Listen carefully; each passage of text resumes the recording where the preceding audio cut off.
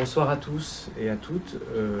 Merci d'être là. Donc on est très heureux de recevoir ce soir Lou et Teddy pour la 60e édition du séminaire Usage et ambiance pour habiter.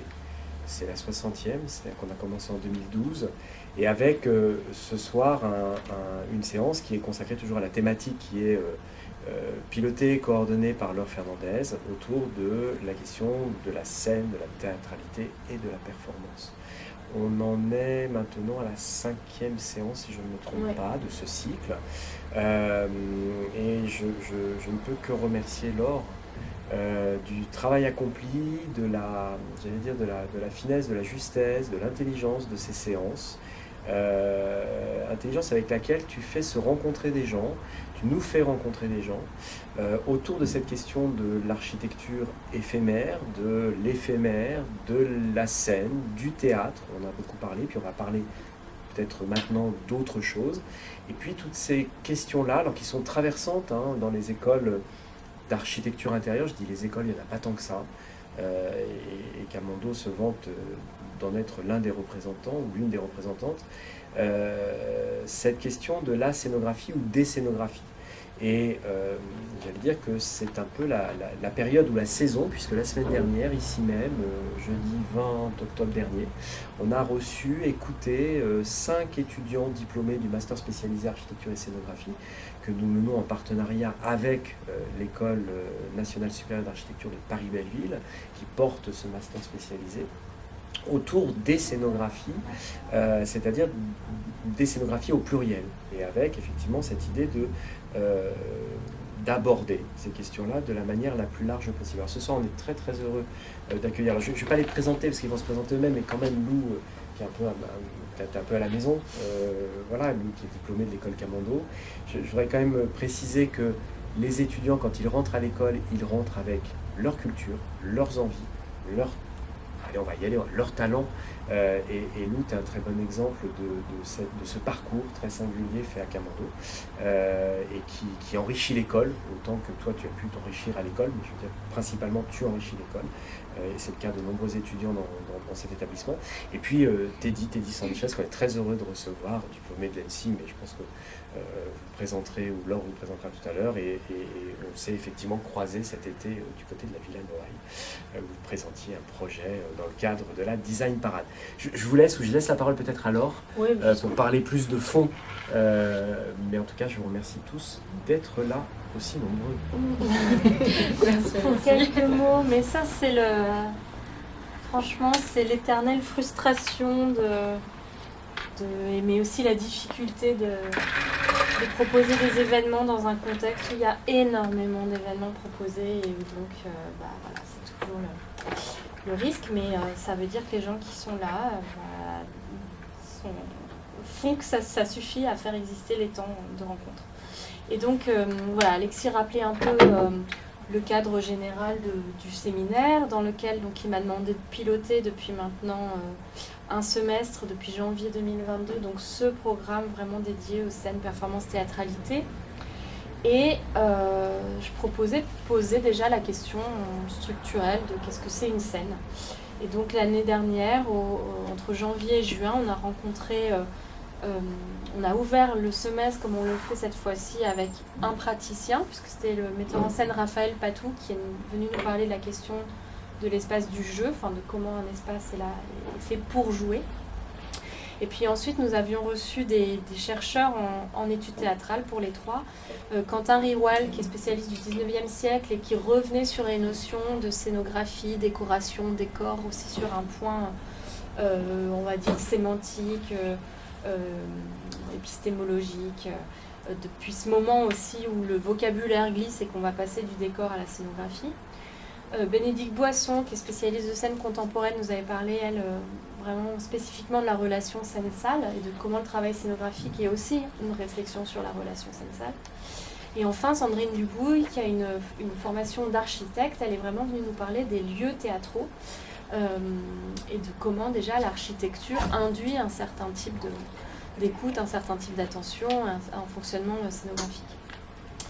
Et donc l'idée ce semestre, pour le deuxième semestre, c'est quand même peu à peu d'ouvrir le champ là où ça me semblait important d'entrer par le lieu d'émergence, on va dire, de la pratique de la scénographie, c'est-à-dire le théâtre, dans un premier temps, là, l'idée c'est vraiment de montrer qu'aujourd'hui, les scénographies, c'est quelque chose de pluriel, qui n'est pas rattaché à un champ disciplinaire surtout.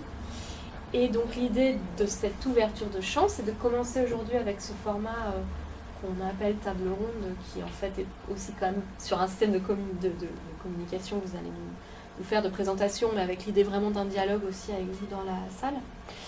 Et donc je vous présenterai dans un deuxième temps. Et les séances à venir, il y a 2 séances à venir avant la fin décembre. Il y aura une séance avec Clémentine Cluzot, qui est scénographe et qui s'est intéressée dans un travail de doctorat à la manière dont la scénographie peut désormais ou non faire œuvre en tant que telle. Comment en fait la scénographie devient parfois l'œuvre à part entière. Puis enfin, on finira le semestre avec Flore Garcin-Marou qui enseigne ici et Aurélie Mouton-Razouk qui s'intéressent toutes deux à la question du in situ. Donc qu'est-ce que ça veut dire tout à coup sortir aussi des murs et aller travailler par exemple dans l'espace public qui pose évidemment là encore d'autres questions en termes scénographiques. Et donc l'idée c'est qu'ensuite au semestre prochain, en 2023, on continue à ouvrir et peut-être à commencer à toucher aussi des questions de scénographie d'exposition, d'un champ plus large aussi de cette conception de la scénographie. Mais donc aujourd'hui, l'envie c'était d'ouvrir ce semestre avec 2 praticiens et avec 2 jeunes créateurs pour qui la performance fait partie intégrante d'une pratique du design et pour qui, en fait, je crois, ça rejoint ce qu'Alexis vient de dire, l'un comme l'autre, vous êtes allés vers des écoles de design, d'architecture d'intérieur, mais vous aviez depuis toujours en parallèle une autre pratique qui était celle du théâtre pour toi, Lou, et qui pour toi, Teddy, était celle de la danse. Et donc, évidemment, vous allez parler de vos travaux, donc je ne vais pas être très très long, mais juste dire que donc, toi, tu es diplômé de l'école Camondo en 2021. Et que tu avais en projet de diplôme, tu en reparleras certainement, proposé un projet autour de la chaise, l'objet chaise comme potentiel de théâtralité, et qu'aujourd'hui tu tentes une définition comme designer performeuse, voire en tout cas trouver une formulation qui permette de lier ton travail sur l'espace à ton travail sur la narration. Et Teddy, toi tu es sorti de l'ENSI Les Ateliers, donc un diplôme en création industrielle en 2019, avec un projet qui mêlait danse urbaine et design, et pour lequel ensuite tu as été lauréat des Audi Talents Awards, et qui explorait vraiment cette culture hip-hop, mais aussi l'histoire de la question, de la forme, tu vas certainement revenir dessus aussi, mais de cette forme, autour de cette notion de l'envahissement, en fait, de cette forme en rond, de cette réflexion sur l'espace là aussi. Et tu continues à développer aussi avec des créations filmiques ces réflexions sur les liens entre danse, design, avec aussi de plus en plus quand même la question beaucoup du costume, du vêtement, enfin je sais pas comment tu le nommes, donc sur laquelle tu reviendras. Et pour le public qui est là, dire aussi que pour les étudiantes et étudiants parmi vous qui sont en 5e année, ça me semblait très important, intéressant d'entendre ce genre de paroles pour que vous voyez combien d'un travail de mémoire que vous êtes en train de finir, un travail de sujet libre, même si les choses sont un peu différentes à l'ENSI, mais il y a quand même cette idée d'un mémoire sur un sujet libre et après d'un diplôme aussi sur ce que vous choisissez de travailler. Vous allez voir comment ça commence parfois à poser les jalons d'une pratique qui va suivre. Et c'est votre cas tous les deux. Donc je vous laisse la parole. On a imaginé, en discutant un peu tous les trois avant aujourd'hui, que on va quand même, pour respecter aussi le temps, distribuer la parole avec d'abord une présentation de Lou, puis Teddy, mais avec l'idée que si vous avez des questions au fur et à mesure, ce serait plutôt des questions de demande de précision, des questions de sens, vous n'hésitiez pas, et peut-être par contre qu'on garde les grandes questions pour la fin. Parce qu'il y aura certainement aussi des choses croisées entre vos deux interventions. Voilà. Je te laisse la parole, Lou. Merci beaucoup, Laure. Bonsoir à tous. Ça me fait très plaisir d'être là ce soir à Camondo, auprès de Laure qui a été ma directrice de mémoire. Et je suis déjà depuis l'année dernière les séminaires et ça me ça me fait très plaisir d'en faire partie. Comme tu dis, je tente une définition de designer performeuse parce que je continue depuis Camondo à essayer de mêler ma passion pour l'objet et l'espace à celle du théâtre et de la scène, et donc de la performance, l'art vivant, et toujours essayer de travailler en lien les histoires, l'espace, l'objet, tout ce que j'ai appris à la fois à Camondo et dans mes pratiques théâtrales aux côtés de ces études. On s'est donné comme ligne directrice de commencer par nos mémoires et ensuite d'arriver jusqu'à nos pratiques et ce qu'on en a fait aujourd'hui. Donc je suis cette ligne en vous présentant mon mémoire qui s'appelle Théâtre de l'ordinaire, quand la scénographie devient auteur. C'est un mémoire qui est venu très rapidement sur le champ théâtral pendant le premier confinement. Donc il y a eu très rapidement un rapport à l'espace scénique et aux arts vivants réduits, puisque je n'avais pas accès au théâtre, aux compagnies, aux ateliers de scénographie, et donc à ce qui fait de l'art vivant, donc le présent et la présence physique. Et donc j'ai essayé de transposer ça à travers mon rapport au quotidien et aux objets et l'espace du quotidien, d'où le rapport à l'ordinaire. Je suis partie de la construction d'un spectacle assez classique, celle d'un spectacle qui naît d'un texte, qui va être pris en main par une metteuse en scène ou un metteur en scène, des acteurs, une scénographie qui va venir en support, des lumières et toute une création qui va emmener ensuite un spectacle proposé à des spectateurs. Et je me suis posé la question de si on inversait un petit peu cet ordre des choses et que la scénographie venait à la genèse du spectacle, qu'est-ce qui se passait ?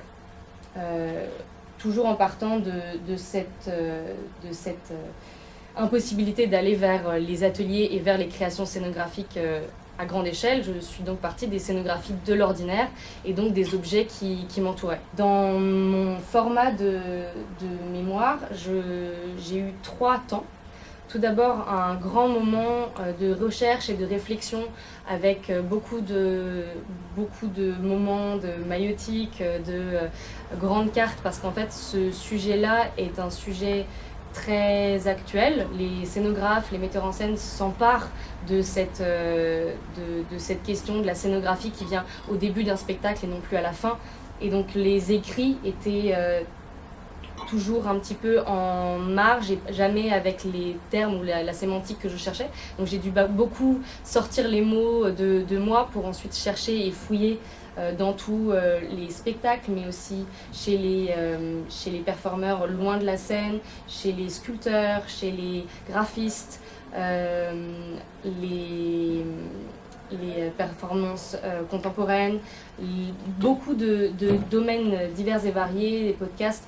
Et donc toute cette constellation m'a amené petit à petit à faire un journal d'intuition que j'ai écrit sous la forme d'un journal un peu fictif, avec des entrées que j'ai imaginées un peu me suivant dans toute cette aventure du mémoire. La deuxième grande partie de mon mémoire ont été les expérimentations.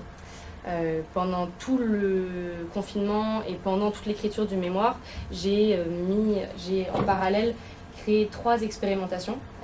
Une première expérimentation qui m'a permis un petit peu de traverser le confinement avec joie et d'avancer en même temps sur mon mémoire. J'ai proposé à une communauté Instagram, quelle qu'elle soit, que ce soit mes amis, ma famille, mais aussi des artistes, designers, danseurs avec qui j'étais en contact, selon un protocole, expérimenter la création d'une histoire à partir des objets et des espaces qui nous entouraient pendant le confinement. Donc j'ai réussi à amasser une bonne quantité de vidéos, d'écrits et de tentatives de rencontres avec nos quotidiens. Voilà. Ça, c'était une première expérimentation. La deuxième expérimentation s'est faite toujours lors de ce confinement. J'étais face à une nouvelle impossibilité de donner cours de théâtre, puisque je donnais cours à des collégiens Et face à ce manque de possibilité de se voir, on s'est donné comme cadre un cadre immatériel. Et donc on a dessiné ensemble une expérimentation autour de la création, d'un personnage et d'une petite histoire sur un lieu et un objet qu'ils choisissaient les entourant. Donc pendant 2 mois, on a créé ces histoires et nous les avons récoltées pour ensuite les mettre sur le site de l'atelier théâtre de l'école alsacienne. Et troisième expérimentation que j'ai proposée cette fois-ci à mes camarades designers, à partir de photos prises dans mon espace personnel, je leur ai proposé de créer des constellations de mots qui pouvaient les amener, eux, à avoir une réaction, à avoir une expression physique sur le visage. Voilà, j'ai toujours essayé de pousser au maximum les expérimentations en étant peut-être proche de l'absurde, proche de quelque chose qui nous sortait de notre quotidien dans cette période étonnante pour l'art vivant. Donc ces 3 expérimentations m'ont permis aussi de petit à petit dessiner aussi ce que moi je cherchais dans tous ces écrits, dans toutes ces réflexions, dans toutes ces expériences chez moi. Et donc j'ai écrit un manifeste qui est d'ailleurs, ça m'a fait drôle de le relire là pour la présentation et de voir où est-ce que j'en étais dans ma pratique aujourd'hui. Il y a certains points que je continue à développer, d'autres où je sais que j'ai très envie d'y retourner. Et c'est ce qui m'a aussi permis de me lancer dans le sujet libre. D'écrire un manifeste dans un mémoire, c'était aussi affirmer une réflexion, au-delà de juste une analyse de ce qu'il y avait ou des expérimentations que j'avais faites. C'est aussi de me dire, voilà, coûte que coûte, je mets un point à ce travail et à cette recherche et je vois où est-ce que ça peut m'amener pour mon sujet libre. Le point aussi qui m'a beaucoup aidé à aller vers le sujet libre, donc sujet complètement laissé à notre volonté pour finaliser notre diplôme, c'est que pour ce mémoire, j'ai travaillé la forme d'un rendu en conférence-performance et donc devant un jury, je suis venue avec des objets de mon quotidien, une lampe, une chaise et un tabouret. Et j'ai présenté mon diplôme avec des extraits aussi de mes textes et de mes écrits lors de toute cette année de recherche. Tu étais la dernière à parler le jour de ta soutenance, c'est bien, ça réveillait tout le monde dans un format qui tout à coup, en effet, venait aussi arrivé avec ma petite lampe c'est vrai que moi ça m'a fait aussi du bien de sortir du cadre jusqu'au bout et de ne pas être dans la présentation face à un jury très, très scolaire de ce que j'avais fait pendant un an. C'était partager cette expérience avec le jury et ça m'a lancé donc sur mon sujet libre.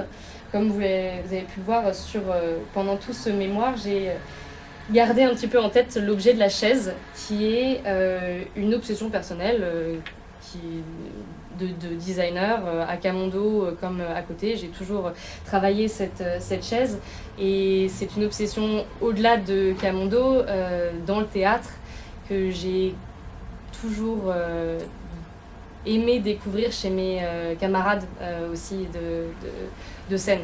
C'est un objet qui nous permet énormément de liberté au plateau et c'est pour ça que j'ai voulu me plonger corps et âme dans ce sujet-là. Pour mon sujet libre, j'ai décidé de donc partir sur cet objet du quotidien et de voir où est-ce que ça pouvait m'amener sur la création d'une histoire. En partant de ce postulat que la chaise est un objet où nous ne trouvons ni allongé ni debout, entre le haut, le bas, la terre, le ciel, comme en suspens, assis.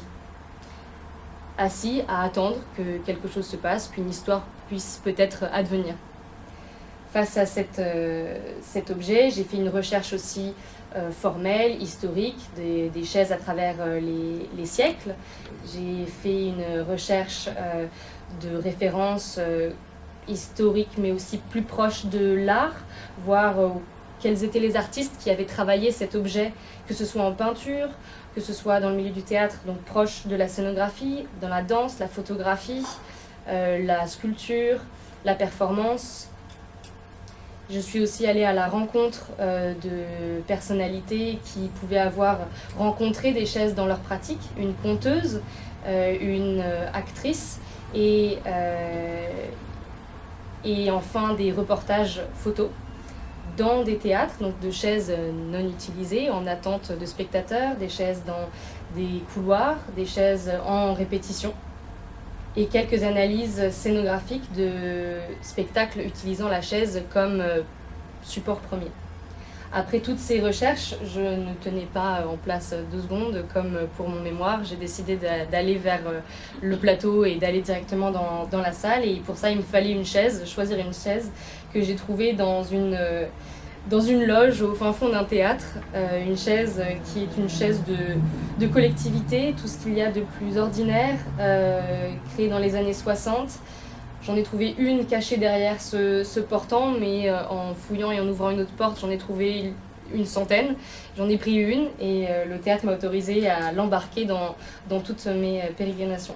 Cette chaise, je l'ai décortiquée par le dessin, mais aussi par l'expérimentation. Donc toujours dans un aller-retour entre le dessin et l'expérimentation corporelle au plateau. J'ai fouillé à la manière d'une scientifique, très précisément, qu'est-ce que je pouvais faire avec cette chaise, comment est-ce qu'elle pouvait se placer dans l'espace, comment est-ce que mon corps pouvait se placer dans l'espace par rapport à cette chaise, mais aussi comment est-ce que mon corps pouvait interagir avec cette chaise, quelles étaient les différentes typologies de contact avec elle, d'action avec elle. Je commençais à développer des processus de scénarios, des petits scénarios que vous voyez là avec plein de dessins comme des organigrammes à foison, mais aussi plus librement avec une pratique de la danse ou du rapport charnel à un objet que j'ai appelé ici tentative d'épuisement du rapport corps-chaise, toujours avec un retour au dessin et à l'image et au graphisme.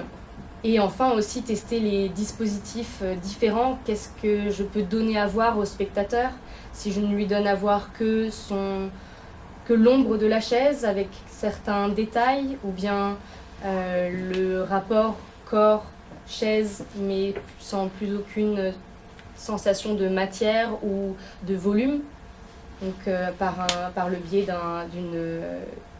d'une lampe torche qui vient de me rétroéclairer, ou comment est-ce que le spectateur peut appréhender cette chaise par sa simple forme, dénouée de matière. Enfin, comment est-ce que je peux venir la démonter et donner à voir au spectateur ces différents morceaux. Et en dernier lieu, son dessin, que je viens faire disparaître pour laisser au spectateur libre cours à son imagination.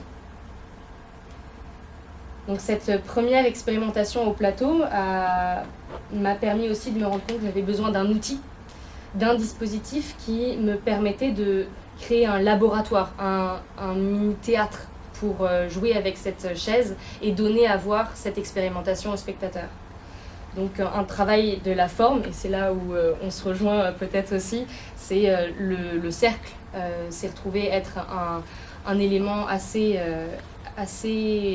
parlant et qui appelle le cadrage, l'invitation à entrer dans ce cercle par une légère ouverture en son sol ou en son début. Donc ce travail de structure, je l'ai amené jusqu'au dessin d'une micro-architecture avec tous ces éléments de construction, tout un tas d'éléments aussi qui me permettaient de venir jouer avec la structure, que ce soit en tant que performeuse ou designer, venir décortiquer cette chaise, une structure qui puisse être facilement déplaçable et l'amener jusque dans différents lieux, que ce soit des lieux de performance d'art vivant ou bien des musées, des parcs en extérieur, en intérieur, peu importe. C'est ce sujet, ce diplôme m'a amené à créer cette structure qui est en fait vraiment j'avais le mot, je l'ai perdu. C'est un laboratoire de création d'histoire.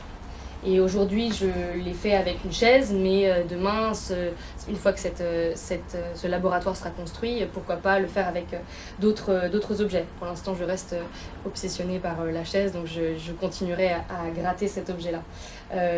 Donc j'ai éprouvé aussi la taille de ce laboratoire lors de la présentation de nos stands et donc de l'exposition des diplômes.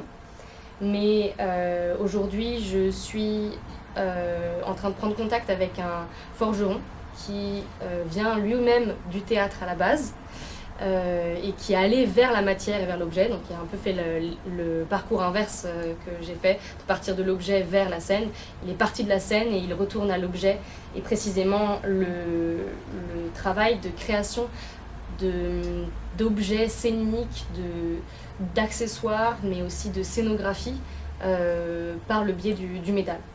Donc je suis en train de prendre contact avec lui. Et c'est d'ailleurs un de mes anciens maîtres de Commedia dell'arte. J'ai, à la suite de ce diplôme, tout de suite voulu éprouver le travail de cette chaise en dehors du cadre de Camondo. Et donc je suis partie en résidence à Pontampera avec la formation d'Alexandre Del Perugia en août 2021, où j'ai continué d'expérimenter la chaise et son rapport au corps dans un cadre radicalement opposé à Camondo et au cadre de la boîte noire que pouvaient m'offrir certains théâtres. Et j'ai traversé des rivières avec cette chaise, j'ai traversé une salle une grange et traversé une grande pelouse. Je garde de ce moment une mémoire d'expérimentation que je voudrais continuer de travailler une fois que le dispositif et que le laboratoire sera construit. À la suite de mon diplôme, lors de mon stage, je travaille toujours avec Alexandre Imbert, qui est un réalisateur de films et à la base designer, puisque diplômé de Eindhoven. Et nous partageons la même passion des chaises. Donc nous avons travaillé pendant un petit moment sur un travail de recherche autour de la chaise et une intuition qu'il a eue pendant le confinement de cette chaise qui a été interdite, bariolée, enlevée pendant le confinement puisqu'il fallait s'asseoir sur une chaise sur deux. Donc nous avons développé un travail de recherche iconographique sur tout ce travail de graphisme sur l'interdiction de s'asseoir.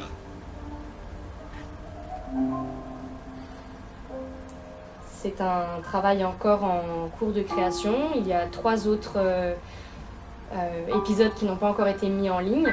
Celui-ci est sorti déjà. Et ce sont des épisodes où nous allons à la rencontre, lui avec sa caméra et moi avec mon corps, de chaises dans différents espaces, que ce soit des espaces de scéniques ou pas du tout. C'est un designer qui travaille, alors je vais enlever le son peut-être, qui travaille toujours le rapport au design et le rapport à la matière et à l'objet à travers sa caméra. Il considère les films comme des objets de design. Donc nous partons à la rencontre d'artistes comme ici Théo Rémy au Musée des Arts Décoratifs lors de la création de sa rack chair, précisément pour le MAD, mais aussi avec le CND où nous rencontrons des artistes, danseurs, chorégraphes, et nous partons à leur rencontre lors de Canal 2022, donc l'année dernière, mais aussi cette année encore une fois. C'est partir à sa recherche. Voilà, disons que pendant tout ce spectacle, pendant la durée de ce spectacle, je suis un petit peu à la quête de ce renouveau en fait. Voilà. Donc nous travaillons l'espace dans lequel les artistes vont venir parler de leur travail et nous découvrons plein de milieux extrêmement riche, et le travail de la vidéo et de l'image pour le design, mais aussi pour rencontrer des pratiques, des processus de création est absolument passionnant. Comme je vous le disais tout à l'heure, lors de mes études à Camondo, j'ai en parallèle toujours gardé une pratique théâtrale au sein de l'association de l'atelier théâtre de l'école alsacienne, où j'ai donné cours à des lycéens. Et aujourd'hui, je continue de travailler avec eux puisque je fais de la gestion, de l'organisation et je continue de donner cours sur tous les ateliers de la 6e jusqu'au post-bac.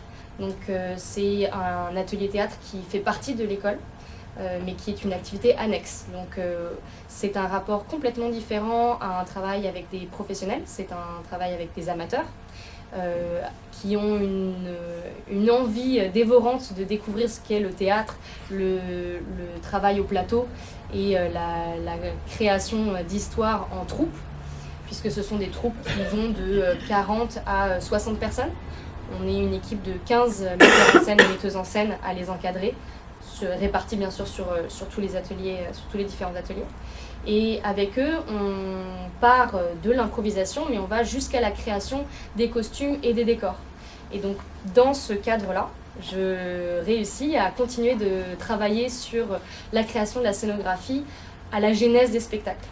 J'ai la chance d'avoir une équipe qui est complètement à l'écoute de ce travail-là que j'essaye de continuer de développer et donc de travailler avant même qu'on ait presque des fois l'idée d'une pièce ou l'idée d'une création à l'espace scénique, à la création d'un outil pour ces élèves. Sachant que les créations vont du classique jusqu'à la création au plateau, donc ce qui est la réalisation d'un spectacle à partir d'improvisation. Donc on laisse une énorme liberté aux élèves dans la création.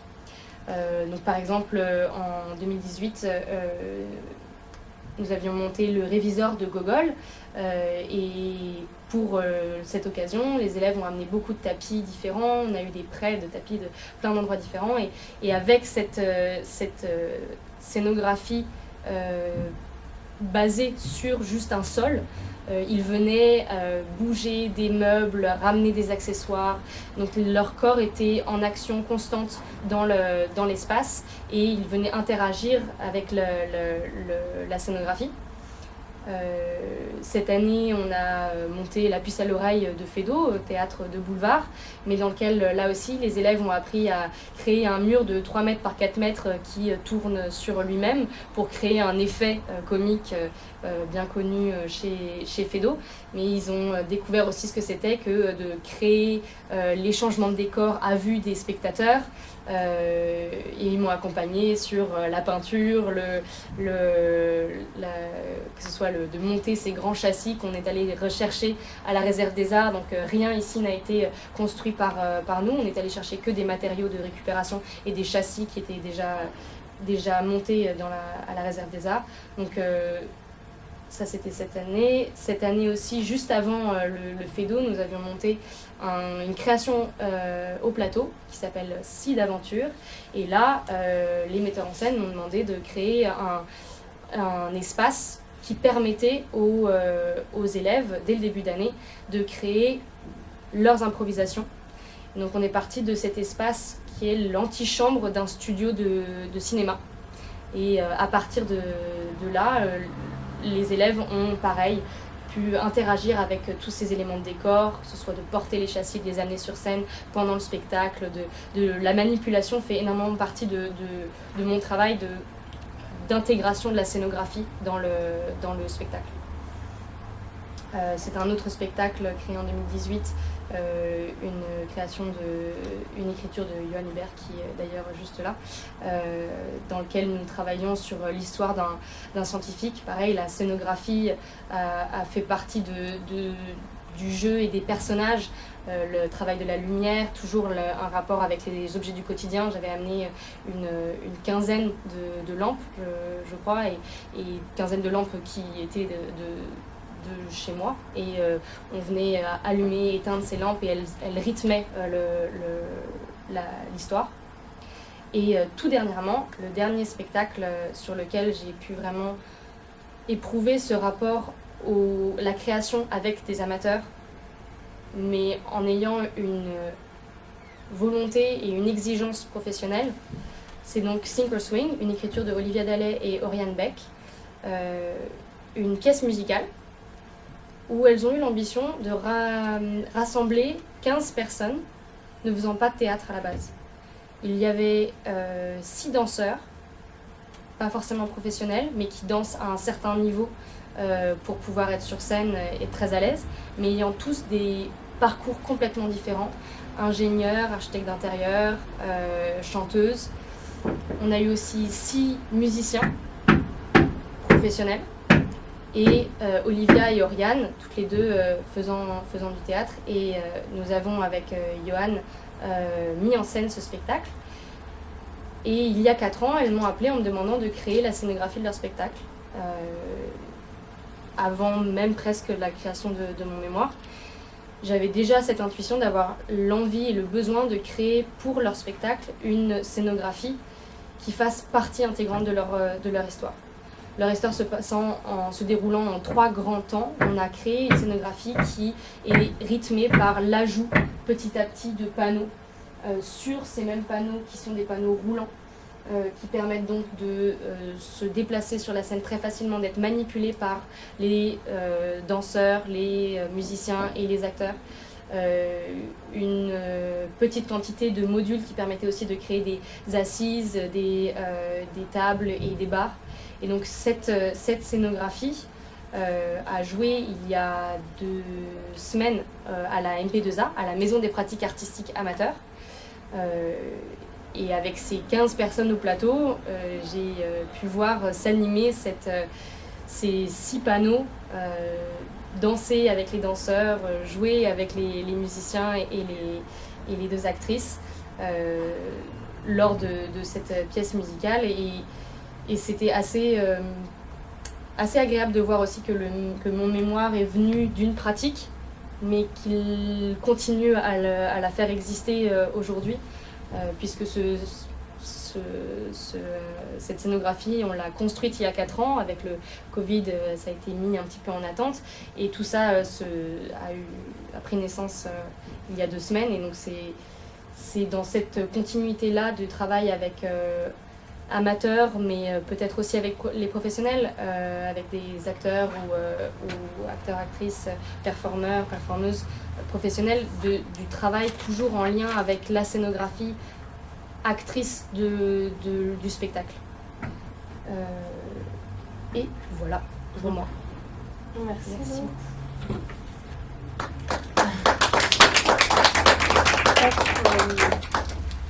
À moins qu'il y ait des questions vraiment de sens, mais peut-être garder les choses en suspens pour t'entendre ce que tu dit, parce qu'à mon avis, il va y avoir aussi des résonances, même si vos pratiques sont très très différentes, il y a quand même des questionnements, je pense, qui se... Bonsoir, moi c'est Teddy Sanchez. Du coup, moi, comme disait Laure, je suis diplômé de l'ANSSI. En fait, Laure était directrice de mon diplôme avec Éloine Métaillé, où j'ai pu bénéficier d'un accompagnement vraiment, Laure au niveau de l'art du spectacle et des arts vivants, et Éloi en termes de design. Du coup, vous allez voir, je vais d'abord présenter le mémoire et ensuite enchaîner un peu comme nous sur ma pratique, si elle devient, etc. Je tenais à remercier Laure pour l'invitation, et aussi Alexis pour tout ce qui est éléments de com, etc. Et j'ai fait un mémoire en fait qui s'appelle Body and Clothes, que j'ai ramené. Je pense que pour pas perdre trop dans la présentation, vous pourrez le regarder après. En gros, en fait, ça s'appelle Body and Clothes, et l'idée en fait c'était les femmes de mode à l'ère des réseaux sociaux. Donc là en fait on était en 2018. En 2018 en fait il y avait ce grand essor des réseaux sociaux, d'Instagram, et moi à ce moment-là je me disais, mais je m'interrogeais sur l'objet, qu'est-ce qu'il devient avec les réseaux. Et du coup je commence à faire un peu ma petite liste, je vois un peu les designers, comment ils communiquent sur les objets, etc. Mais ça restait très... ils utilisaient Instagram vraiment comme si ils avaient un livre en folio et ils mettaient leurs objets dessus.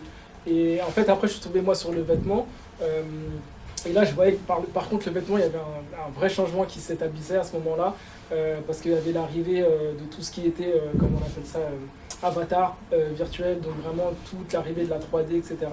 Et là je me suis dit peut-être qu'il y a un truc à faire autour du vêtement, parce que moi en fait le point de départ de ce mémoire c'était l'idée de se demander qu'est-ce qu'un objet en fait peut devenir, comment il peut être détourné de sa fonction initiale. C'était un peu la problématique de départ que j'avais.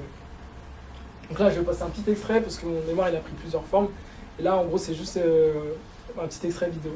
La mode, aplatie par les réseaux sociaux, devenue bidimensionnelle, plate.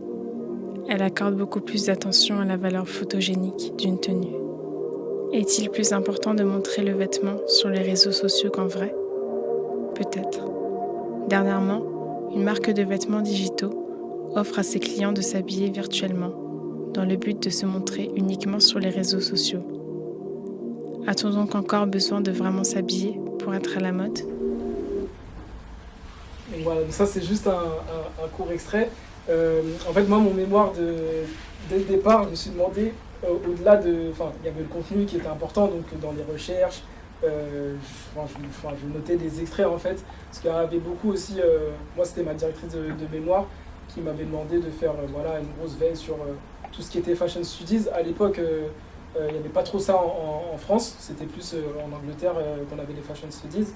Et moi, je relevais beaucoup de phrases au début qui me plaisaient, enfin, les écrivains, ceux qui écrivaient sur la mode, de toute époque en fait. Moi, j'ai travaillé beaucoup à la BNF et tout ça. Et en fait, très vite, m'est venue l'idée de, mais en fait, je vais pas prendre ce qu'ils disent et le remâcher et le recracher dans mon mémoire. Moi, ce que j'ai envie de faire, c'est de faire en sorte qu'il y ait une forme dans laquelle ils prennent une vie, en fait. Donc, que ces paroles, en fait, puissent prendre vie.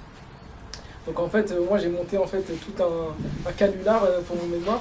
L'idée en fait c'était de... En gros, en fait, moi j'avais pas cette envie justement de faire tout ce travail de retraduction de ce que je relevais dans les livres et tout ça. Et l'idée c'était vraiment d'assumer le côté, voilà, j'ai pris cette phrase-là, je la garde et je la mets en lien en fait avec un auteur A avec un auteur B. J'essaye de les mettre en lien. Et je me suis dit, bon, comment je peux les mettre en lien, dans quel contexte ? Et là, ça m'a fait penser à un truc, c'est les talk shows, ce que j'appelle les talk shows, un peu à l'américaine, ou voilà ce qu'on voit ici aussi. L'idée de monter un talk show, sauf que moi j'avais un problème, c'était que certains de mes écrivains, auteurs, ils étaient morts en fait.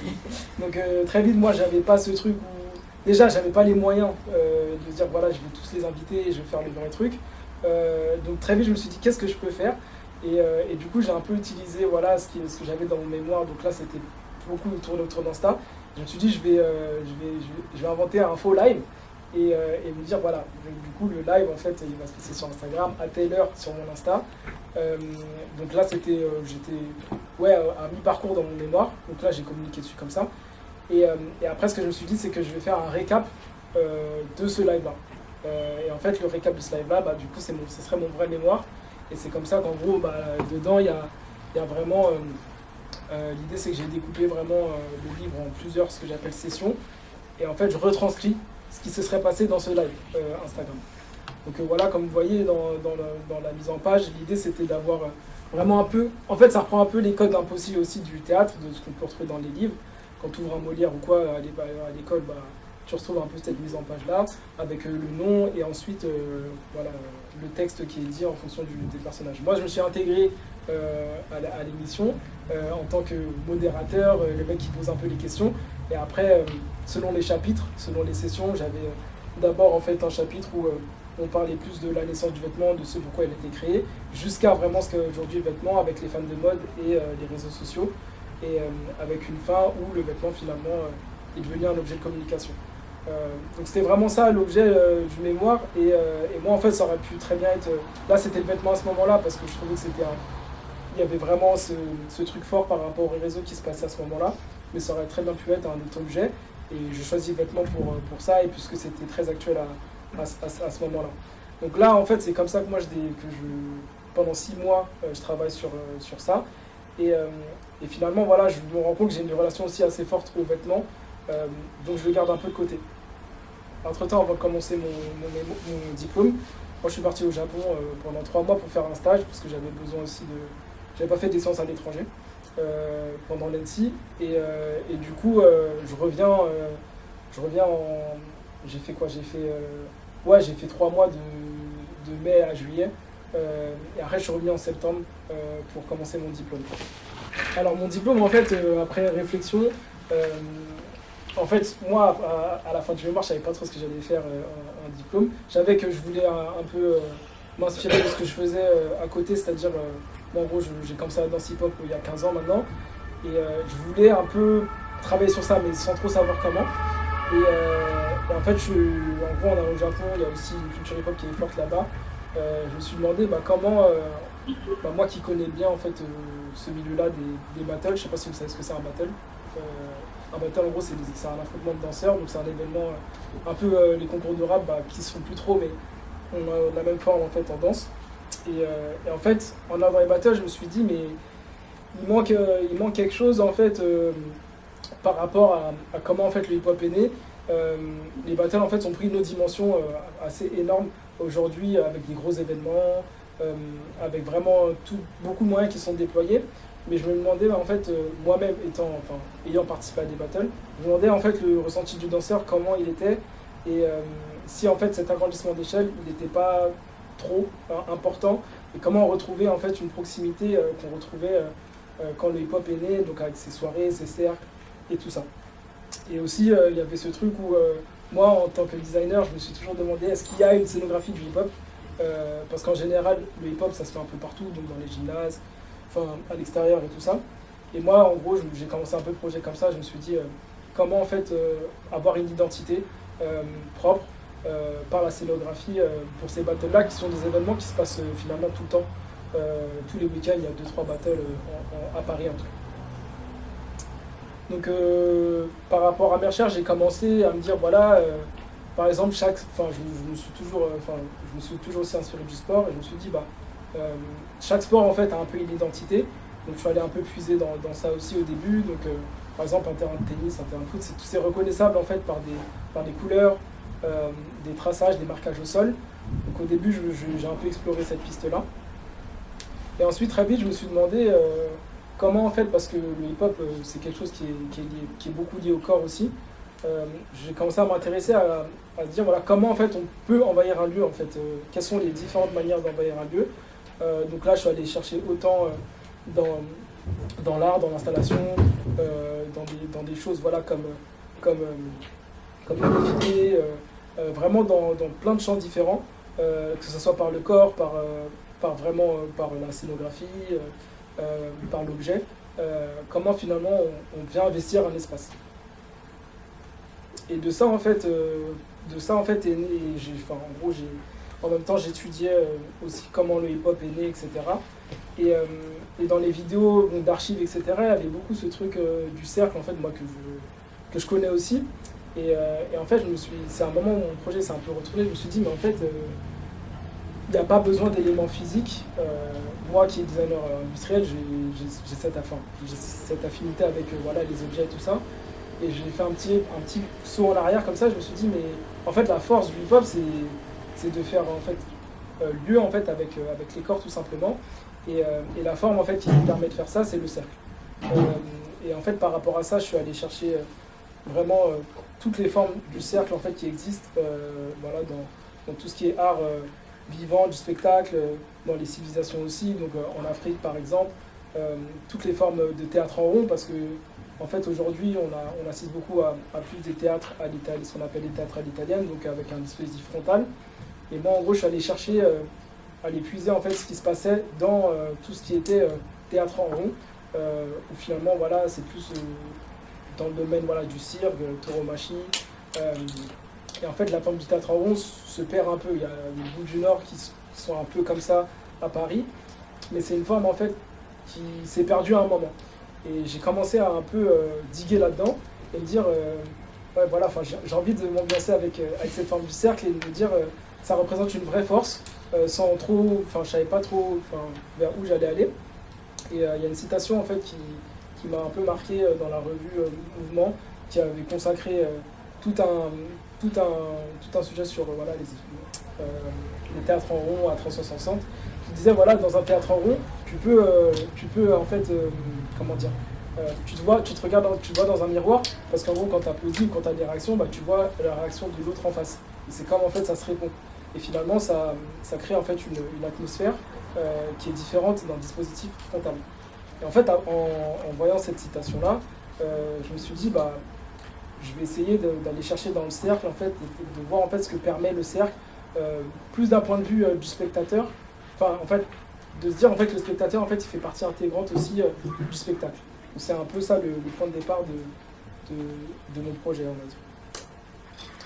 Donc avec ça en tête, j'ai très vite, parce que en gros il y avait cette envie d'aller chercher chez le spectateur, d'aller, comment dire, d'avoir un spectateur qui soit aussi présent que l'acteur dans le contexte. Là c'est un battle, vous allez voir de toute façon le résultat. En fait je me suis dit, je vais aller regarder ce qui se passe dans les protocoles. Un protocole en fait, pourquoi j'ai tout de suite, le mot est tout de suite sorti, c'est parce que je me suis dit, si le spectateur il doit avoir un rôle dans ce que je vais faire, bah, il va forcément avoir besoin d'un protocole, d'un truc à suivre ou de quelque chose comme ça. Donc, je me suis vite intéressé voilà, à tout ce qui est voilà, Anna Print, comment elle faisait CRSVP Psycho, à Yoko Ono donc, dans ses performances. Donc ces visuels, ces partitions qui permettaient en fait de mettre en place quelque chose où en fait le spectateur potentiellement serait acteur d'un moment du coup performatif. Et à côté de ça, en fait, j'ai par rapport à aussi tout ce qui est en fait dans le hip-hop, l'idée d'arriver, de faire un cercle et que voilà, il y a quelqu'un qui rentre dans le cercle et ensuite il y a un échange d'énergie, etc. Je me suis dit comment en fait le cercle finalement il fait lieu dans un lieu, parce que en gros par rapport à mes premières recherches de comment on envahit un lieu, il y avait ce truc où dans le hip-hop, il y avait ce truc fort de faire un espace dans un espace. Donc avec le cercle, en fait, on se crée en fait une sorte de cocon, enfin on se crée une sorte une forme organique en fait finalement, dans laquelle en fait le danseur qui va être dedans va se sentir bien, et c'est ça en fait que je cherchais à produire. Et par rapport à ça et tout ce qui était question de scénographie, moi aussi à ce moment-là, je me suis interrogé sur la façon dont comment dire, le matériel en fait, par exemple dans les battles hip-hop était acheminé. Donc tout ce qui est en fait voilà, enceinte, tout ce qui est tablette de DJ, etc. Je me suis dit ça c'est des choses qui sont comment dire, qui sont lourdes. Et en fait moi je voulais appuyer le fait que dans les pop en fait t'arrives, il y a un cercle et les choses se passent directement, il y a un truc de la spontanéité qui se passe. Donc c'est à ce moment-là que je me suis dit est-ce que ce serait pas les corps en fait finalement, par les corps qu'on ramènerait en fait ces choses-là et qu'on puisse obtenir une sorte de voilà, pousser la spontanéité vraiment jusqu'au bout. Au lieu d'aller dans un truc au début où j'étais est-ce qu'il y a une scénographie du hip-hop avec un espace, avec de la structure, etc. Là j'ai essayé plutôt d'aller de ce constat fort que le hip-hop c'est quelque chose d'assez spontané et de pousser le truc en disant voilà bah en fait le corps finalement peut-être qu'il peut porter la musique, peut-être qu'il peut porter la lumière. Donc c'est comme ça en fait que je suis tombé sur l'œuvre de Pierre Brick par exemple, sur Rebecca Horn, sur Lucie Horta aussi, voilà, qui utilise en fait par le vêtement, qui crée des choses en fait graphiques par la tenue et par le vêtement avec une somme de corps. Et c'est comme ça que j'arrive en fait à un peu construire en fait l'idée c'est de construire un battle. Au début en fait il fallait savoir que j'avais pas forcément envie de le faire en vrai, mais c'est Laure et Eloi qui m'ont un peu poussé, de dire en vrai toi tu veux faire un truc sur quelque chose de spontané, qui re-questionne aussi l'espace public, parce qu'il y a aussi cette question de comment on fait en fait comment on fait événement dans un espace public finalement où il n'y a pas vraiment de clé et où les matériaux lourds finalement peuvent être des obstacles. Et l'idée en fait c'est que du coup moi j'ai dû par rapport à tout ça essayer de construire en fait ce que serait que mon battle et de le réaliser. Donc là c'est une petite vidéo là que je vous passais qui explique un peu tout le déroulé et il y a tous ces enjeux de protocole et de corps, de comment la lumière s'intègre à l'échelle du corps, la musique, etc. Qui vont à travers cette vidéo qui vont voir. The crowd was extremely volatile and at times would jump into pitched battles. But at one point or another, people would move to the sides and a group of kids would start freaking out in the middle of doing all these incredible gymnastic dancing. Just face the bump and hit me. Just get on down and hit me. That bop that's getting so fucking hit me.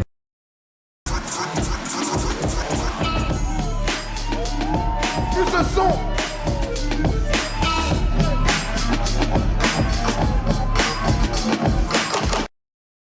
Donc comme vous avez pu voir sur les vidéos, on assiste à un vrai changement d'échelle au niveau des battles.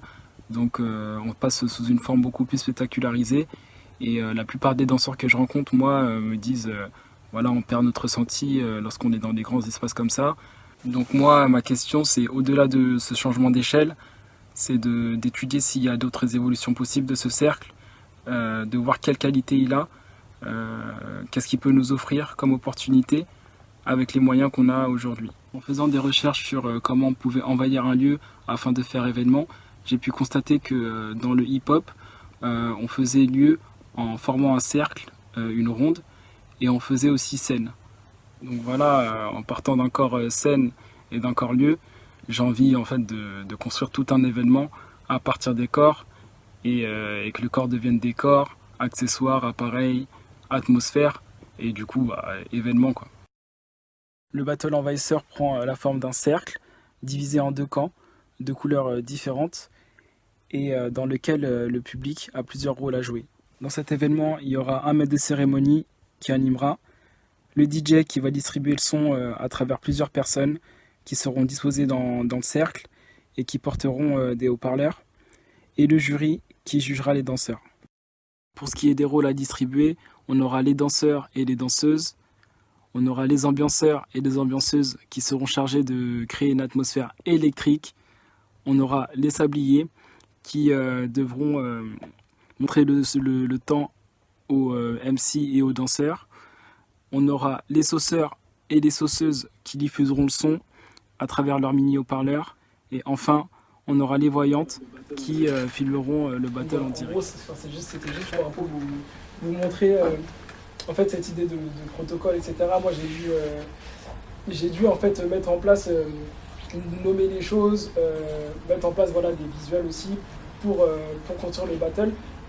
Parce qu'en gros, l'idée, en fait, moi, à ce moment-là, chercher un lieu en fait pour faire ce battle là et du coup il y a le studio 1316 du Centre Pompidou qui nous a gentiment accordé en fait ce lieu et où en fait a pu avoir eu lieu ce battle avec des danseurs en gros qui ont été recrutés. J'ai fait un appel en fait sur Instagram et les danseurs se sont inscrits et après pour tout ce qui est la partie par rapport à tous les rôles et tout ça, c'est un mélange de personnes qui voulaient et de personnes que j'ai recrutées aussi.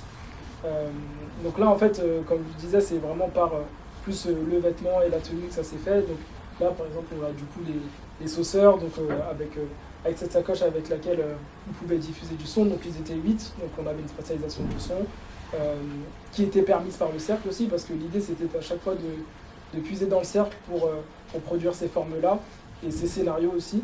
À droite on a l'ambianceur, ambianceuse, donc avec des aides de faucon.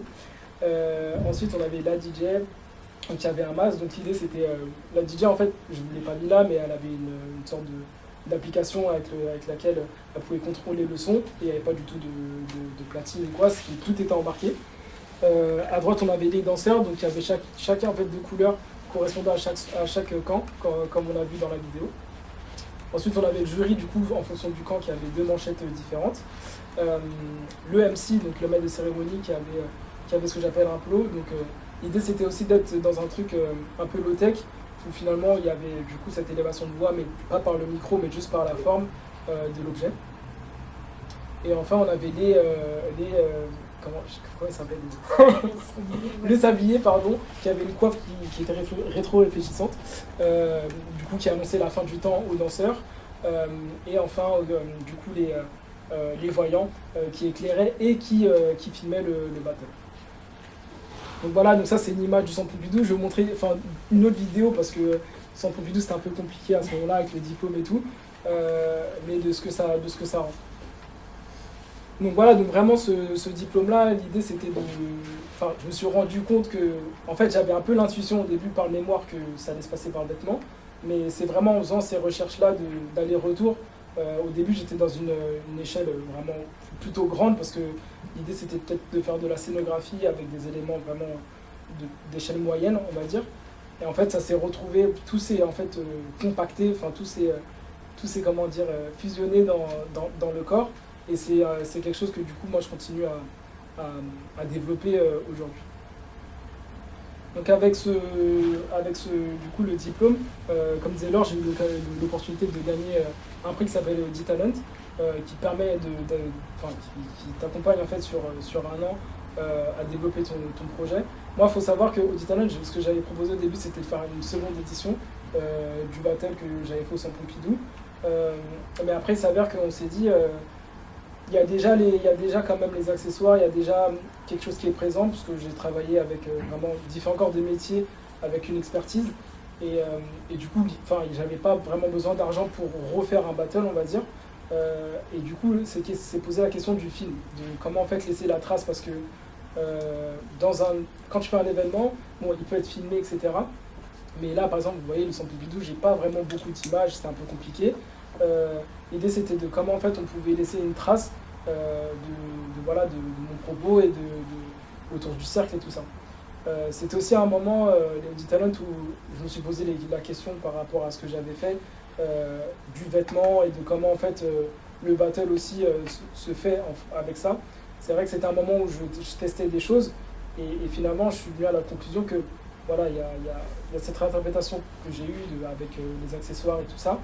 Mais en fait, ce que j'avais vraiment envie de mettre en avant, c'était cette force juste, en fait, assez simple, vraiment très simple, très organique du cercle, de comment en fait elle fait espace dans un espace. Et de vraiment communiquer ça du coup à travers un film. Donc pour les Talent, j'ai eu la chance de travailler avec ma sœur, qui est réalisatrice, sur un film, finalement, que je définis comme un retour aux origines, qui s'appelle Envahisseur. Donc il y a plus Envahisseur Battle qui est lié à un événement, mais on est plutôt sur la notion d'envahir. Donc par rapport à ce retour aux origines, l'idée c'était vraiment de revenir juste à la forme du cercle et de construire en fait un film autour de cette forme où on a des corps en fait qui viennent faire lieu dans un lieu. Donc par rapport à ça, on a beaucoup réfléchi tout d'abord à ce qu'on voulait en termes d'esthétique, en termes de propos, etc. Donc pas mal de rêves dans les clips, etc. Et aussi, il y a eu cette question de, en fait, qu'est-ce qu'on veut dire avec le film, dans quel contexte il va se passer et tout ça. Et on s'est dit que ce serait bien s'il se passe dans un lieu public. Dans un lieu public où finalement, on montre que des corps en fait, peuvent s'en emparer. Et je sais pas comment, franchement, je veux dire, je sais plus comment est venue l'idée, mais je crois que c'est en regardant des clips et tout ça. On s'est dit peut-être que pour créer vraiment un décalage, pourquoi on n'enverrait pas une église. C'est un peu ça, c'est un peu parti de ça, parce que c'est un lieu qui a toutes ses significations, etc. C'est un lieu sacré, et c'est un lieu qui en même temps est, en fait, dans une église, après il y a eu des événements qui sont passés, mais tu peux en général rentrer assez librement dedans. Il n'y a pas vraiment ce filtre, et on s'est dit que ça serait vraiment un tableau assez surprenant d'avoir ce lieu-là avec tout ce sens, etc. et cette danse et cette forme qui vient rentrer dedans. Et de faire en fait finalement scénographie juste par les corps et sans aucun artifice. Donc en gros voilà, nous on a fait une recherche des églises, etc. Comme vous en doutez, nous on a vu des prêtres, des trucs, ils ont dit bon hip-hop, c'est un peu compliqué de faire un truc et tout ça. Et en fait notre choix s'est rabattu finalement sur un centre d'art. En fait c'était 2 églises avant, à Chelles dans 77. Qui est très très beau parce qu'en gros il y a l'architecture qui a été conservée et en fait en face t'as les bâtiments du coup les bâtiments, les HLM et tout juste en face, et on s'est dit déjà le contraste il est déjà là et en fait on va le pousser par rapport au scénario et on va construire en fait une équipe constituée de danseurs et de danseuses qui viennent envahir ce lieu qui par son architecture évoque toutes ces choses là. Mais l'idée voilà c'était de vraiment, avec ce film, de repartir. C'est un peu aussi j'ai choisi de pas... normalement, quand tu gagnes les Audi Talent et ça, tu développes vraiment ton projet. Moi, c'était mon projet de diplôme et tout. Mais il y avait ce truc, en fait, qui pas me tracassait, mais ce truc de se dire, voilà, cette forme du cercle-là, comment, en fait, tout simplement, de façon assez élémentaire, je peux la montrer, en fait, de façon filmique, et montrer en fait qu'elle est vraiment efficace pour faire lieu dans un lieu et de changer en fait l'atmosphère. L'église en fait ça semble un peu fou, etc. Mais c'était ce truc aussi de se dire comment des corps en fait peuvent changer l'atmosphère d'un lieu et au-delà de faire espace dans un espace, comme je le disais à travers les accessoires, c'était d'avoir tous les éléments, atmosphère, ambiance, etc. De comment en fait ça transforme un lieu. avec ça, du coup, nous, on a développé le film pendant environ une année. Et du coup, ça s'est finalisé par une expo au Palais de Tokyo, où on avait finalement 3 parties, dont celle de mon diplôme. Et l'idée, c'était de faire vraiment ce retour en arrière, donc avec une première partie qui était sur vraiment l'histoire du hip-hop, sa naissance, donc, qui en fait finalement matérialisait toutes mes recherches que j'avais fait pendant mon diplôme. Ensuite, la partie du coup film avec une grande projection, et toute la partie accessoire du coup que j'ai fait pour mon diplôme. Donc finalement, en fait, ce film, il s'est inscrit aussi dans ce parcours-là, de se dire, en fait, pas la fin, mais du coup le plus extrême, on va dire, c'était vraiment mon diplôme. Et ensuite, moi, je suis juste revenu en arrière avec ce film, et tout au tout début, voilà, avec la naissance du hip-hop, montrer des archives, etc. Donc ça s'inscrivait vraiment dans cette idée de faire vraiment cette exposition de façon globale autour du cercle, qui pour moi, du coup, exprimait vraiment toutes les qualités en termes de scénographie décor du hip-hop. Du coup, là, ouais, voilà, donc ça, c'est une performance qu'on a pu faire au Palais de Tokyo, avec les accessoires. Et du coup, j'ai un extrait de ça.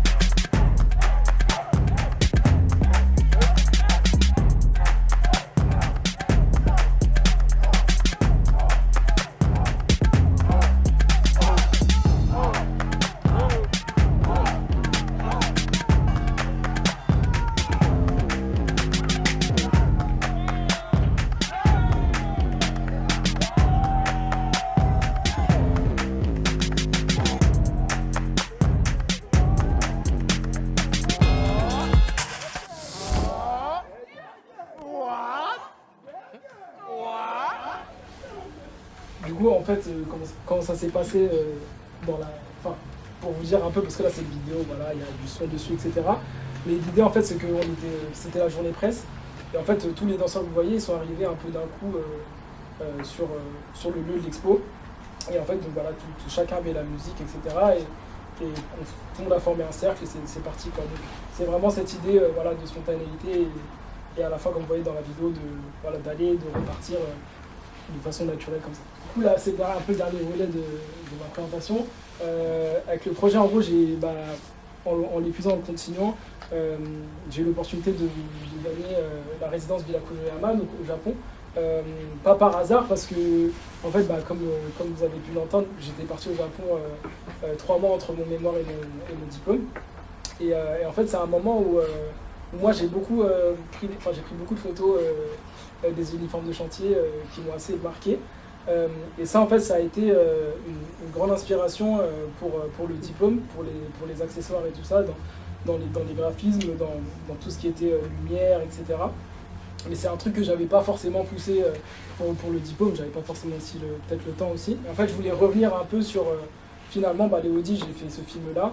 Et là, pour la Villa Konoyama, pour le coup, je me suis dit, pourquoi pas développer tous les équipements que j'avais faits pour ça, en m'inspirant du coup de ces uniformes-là. Parce qu'en gros, pareil, quand je suis allé au Japon entre le mémoire et le diplôme, j'avais acheté pas mal de tissus aussi japonais, sans savoir vraiment ce que c'était. Là, par exemple, c'est une technique qu'on appelle le chirimen. C'est une technique de tissage où avec de la soie, on obtient un effet gaufré. Et finalement, voilà, j'ai présenté un peu ce projet avec Villa Konoyama comme développement du coup de ces tenues-là, sans vraiment savoir vers où j'allais. Et après, en fait, moi, quand je suis arrivé à la Villa Konoyama, il y avait ce truc où je me disais, mais ouais, c'est bien beau et tout, je suis inspiré des uniformes, mais pourquoi j'ai eu cette intuition-là, comment ça s'est passé. Et en fait, je me suis dit, moi, j'ai eu beaucoup d'attrait pour tout ce qui est workwear, donc vraiment toutes les marques américaines, etc. Et en fait, le hip-hop s'est toujours inspiré de ça, donc on a fait sa propre identité. Et moi, ce qui m'intéressait, c'était comment, voilà, justement, le hip-hop a pu se réapproprier ces tenues qui étaient dessinées pour les travaux à l'hôpital ou les chantiers. Et l'idée, en fait, c'était que moi, avec mon projet, je me suis dit, ça serait bien de finalement renouveler cet héritage-là du workwear, mais en partant du coup du workwear japonais, parce que le workwear japonais c'est des choses qui sont beaucoup plus douces, pastel, il y a des tons qu'on retrouve qui sont totalement différents des codes occidentaux ou américains, et je me suis dit pourquoi pas en fait renouveler cet héritage-là du workwear qu'on a en tout cas dans la culture hip-hop. Donc par rapport à ça, moi quand je suis allé à la Villa Kujama, j'ai vraiment essayé de faire j'ai fait du shopping, voilà, sur tout ce qui était workwear japonais, donc dans les tons, etc. L'idée là, moi à ce moment-là, je me disais, en fait je sortais du costume, je sortais de la tenue pour la performance.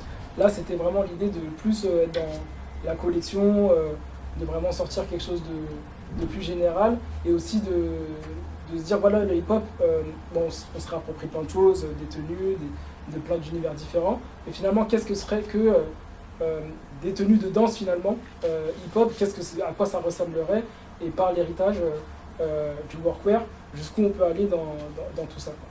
Donc voilà, donc ça j'ai récolté plein d'uniformes, et je m'inspire aussi pas mal de la rue japonaise, point de départ aussi de mon projet de base.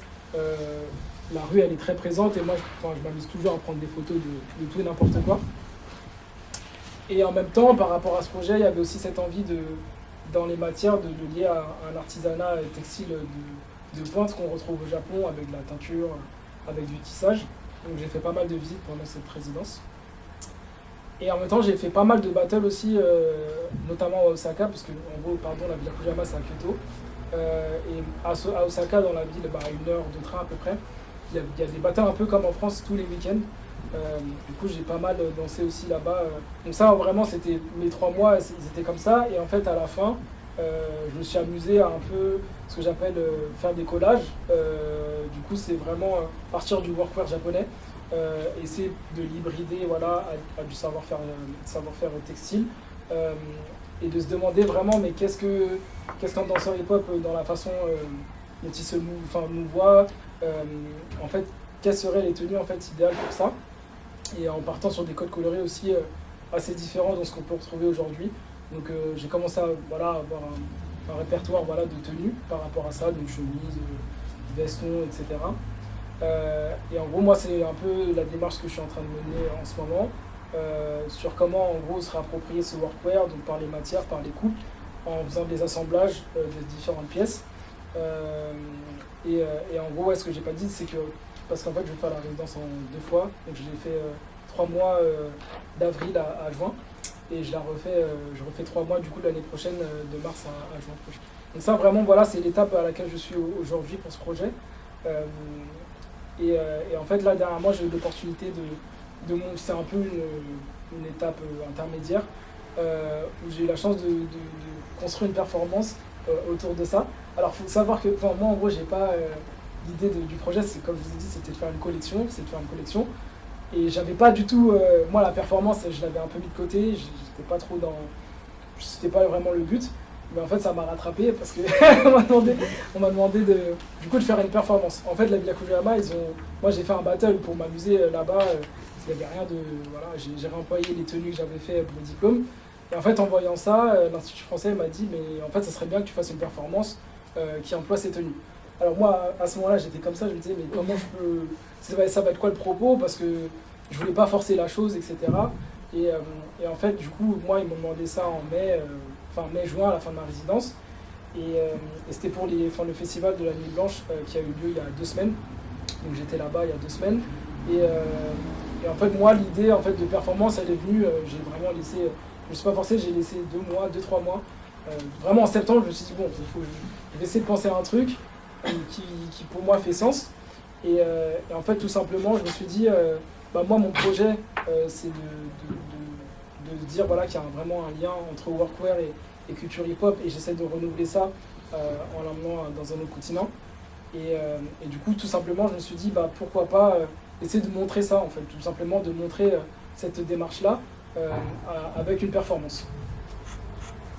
Donc en fait pour cette performance, du coup je suis parti des échauffements japonais qui sont sur les chantiers. Donc le matin en gros, avant de commencer à travailler, ça c'est étonnant, des fois on a l'occasion de le voir et tout, En gros, ils s'échauffent, donc ils font vraiment des mouvements. Et ça, en fait, ça vient vraiment de l'école aussi. Enfin, à l'école, ils font beaucoup ça.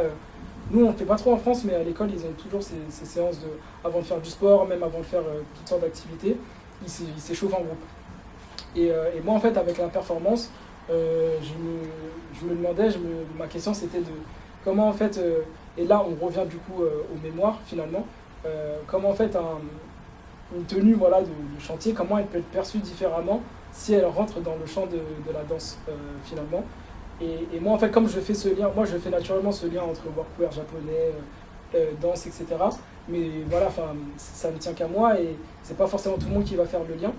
Et du coup, avec cette performance-là, je me suis dit, comment, à partir d'un fait voilà, qui est un échauffement sur les chantiers, comment le ramener dans l'univers de la danse.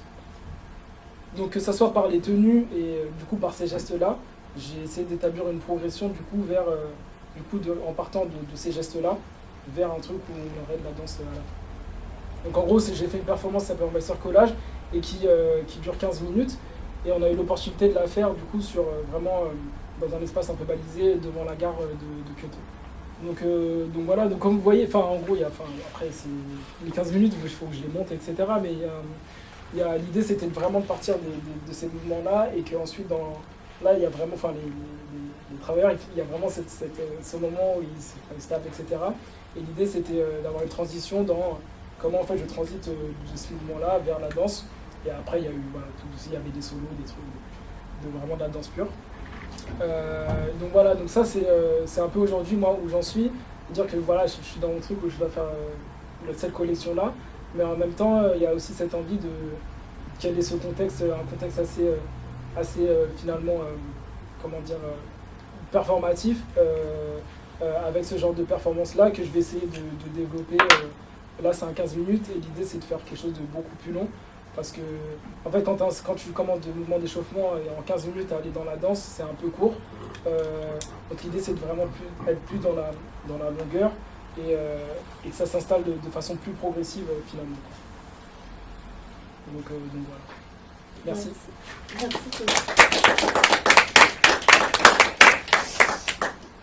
Pour rompre un peu cet espace, je ne sais pas si vous voulez vous rapprocher ou je ne sais pas comment organiser ce dernier temps plutôt d'échange sur vos deux interventions. En tout cas, je vous remercie beaucoup parce que c'est vraiment très riche et puis c'est vraiment intéressant en fait de voir comment tout ça commence, comment ça se déploie, comment on fait des retours en arrière, comment on fait des sauts en avant, comment on revient à des choses sur lesquelles on est passé vite. Peut-être voir d'abord s'il y a des questions ici et puis sur Zoom aussi, peut-être. Il y a Alexis, je ne sais pas si tu es en connexion avec le virtuel. On a un petit peu de connexion sur Zoom. Non, mais peut-être pour lancer les choses comme ça, je pose ça là sans malice aucune. C'est vrai que nous, j'ai fait une formation d'architecte d'intérieur, Teddy nous a dit qu'il était designer industriel. Et voilà, où vous en êtes, c'est peut-être une première question, où vous en êtes dans ce process et effectivement où est le design industriel peut-être la production aujourd'hui de Teddy. Et puis la deuxième chose, c'est vous avez tous les deux commencé par un mémoire, c'est-à-dire par une forme de construction de discours, même si les choses étaient en parallèle bien entendu dès le départ, ça fait aucun doute, mais au final aujourd'hui, vous produisez du spectacle, de la performance, du happening, des choses qui sont de l'ordre de l'éphémère. Est-ce qu'à un moment, le discours revient? Comment il revient? C'est-à-dire comment on fixe ça, comment on le thésaurise, comment on le cristallise, et est-ce que vous construisez aujourd'hui du propos à partir de là? En gros, je pense que vous êtes dans une démarche de recherche, mais est-ce que vous faites recherche? Est-ce que vous produisez de la connaissance et comment ça peut se passer? Moi, en vrai, c'est vrai que ma pratique de performance, performance et design, ça se fait plutôt du coup à travers ce projet Envahisseur. C'est vrai que moi, j'ai deux activités. J'ai une activité en collectif avec un studio où je ferai vraiment tout ce qui est, c'est du design industriel pur et dur. Et voilà. Et cette pratique où j'essaye de... là pour le coup, c'est plus autour du vêtement. Le vêtement, c'est un objet aussi industriel. Mais comme je disais, voilà, dans ce que je disais tout à l'heure, il y a ce truc où moi j'essaie de m'atteler à faire une collection, on me demande de faire de la performance avec. Au bout d'un moment, en fait, du coup, il y a des gens qui appellent ça costume, etc. Mais du coup, comment dire, comment en fait, là je suis en plein questionnement sur est-ce que du coup je vais sortir vraiment une collection, qui va avoir accès, etc. Mais je pense que le next step, c'est de se dire il y a des choses qui peuvent être industrielles, qui peuvent être utilisées dans une performance. On le voit il y a plein d'artistes qui font ça, les Fluxus ils ont fait ça, il y a plein de choses qui peuvent se faire, et moi je pense que je suis un peu dans cet entre-deux-là où quand je vais pouvoir un peu être plus calme et poser et me dire et construire ma collection, c'est comment à partir de ce moment-là, parce que là c'est juste la recherche, c'est à partir de ce moment-là comment en fait ça peut faire performance, et voilà, je n'ai pas la réponse encore. Et juste pour la deuxième question, peut-être je peux laisser vous répondre sur la première après. Moi, le rapport à l'architecture d'intérieur que j'ai aujourd'hui, de manière très premier degré, c'est que je me retrouve dans le même espace que certains architectes d'intérieur. Je travaille avec Alexandre, le designer conceptuel et réalisateur, dans un espace qui appartient à des architectes d'intérieur, même si on ne travaille pas avec eux. Aujourd'hui, je ne fais pas d'architecture d'intérieur en tant que telle. Je travaille l'espace et l'objet. Je continue de travailler la matière et le dessin de scénographie et le dessin d'espace et le dessin d'objets, mais avec toujours ce but qu'il soit manipulé, travaillé sur scène et au service ou à travers des histoires. Y a les 50 Camondo me servent à pouvoir accompagner 50 élèves sur la construction d'un décor et d'une boîte qui permet de jouer du fée d'eau, mais en soi je le vois et en même temps je ne le vois plus. Ça a fait c'est en filigrane un peu dans ma pratique, mais c'est plus... Pour juste rebondir sur ce que tu es en train de dire, parce que c'était une question que je m'étais notée, en fait, c'est dans ton parcours, ce qui est intéressant, c'est de voir comment, dans cette dimension amateur, et donc amateur vraiment au sens du terme de ceux qui aiment, quoi, comment tu transmets finalement dans un atelier théâtre, ce qui est rare, pas que la question du jeu, mais vraiment aussi jusqu'à la construction des décors, etc. Et j'ai l'impression que l'architecture d'intérieur, elle va demeurer plutôt dans cette dimension, elle se transforme dans une dimension pédagogique, avec comment on travaille avec la réserve des arts, qu'est-ce qu'on fait du déjà là, comment on réfléchit des matériaux avec une économie de moyens. C'est vrai que je me retrouve à avoir peut-être un accompagnement que certains des intervenants de Camondo ont eu avec moi auprès d'élèves de l'école alsacienne et d'autres qui m'accompagnent sur la construction des décors. C'est peut-être à cet endroit-là effectivement que l'architecture d'intérieur et le design intervient sur toujours être dans le partage de comment est-ce qu'on va aller jusqu'au bout de la création du spectacle avec la troupe. Et ce qui est assez incroyable, c'est que j'ai aussi des élèves qui viennent faire du théâtre, mais qui se rendent compte que eux avaient envie de faire des études d'architecture ou des études de design, et ils peuvent le faire aussi à cet endroit-là. Et donc ils se retrouvent à vouloir être avec l'équipe de construction pendant la semaine entière de construction de décor, alors qu'ils sont censés être en vacances à ce moment-là, et on a ce conflit des parents qui veulent ou non nous les laisser pendant une semaine, mais en fait ils plongent dedans corps et âme. Et c'est peut-être à ce moment-là. Et si je peux encore me permettre de rebondir, si je leur fais éviter ta question soigneusement, tu vois. Non, c'est pas ça, mais ça me fait penser à autre chose que vous dites, par rapport vraiment à cette question de la scénographie aussi, à quel point ce que vous racontez là traduit aussi pas mal de questionnements, enfin de pratiques en tout cas qu'on peut observer aujourd'hui en termes de qu'est-ce que ça veut dire faire de la scénographie. On en parlait avec des étudiants justement de l'école d'architecture de Belgique qui sont en master scénographie. Il des scénographes très en vue aujourd'hui, on va dire comme quelqu'un comme Philippe Ken ou quelqu'un comme Nadia Loro, vont avoir complètement deux manières de travailler dans la conception de scénographie de spectacle dans les deux cas. Dans le sens où, par exemple, Philippe Ken racontait que, surtout à force de travailler en Allemagne avec des théâtres où il y a pour le coup des postes de décorateurs, des ateliers de construction, qui est une culture qu'on a beaucoup moins en France.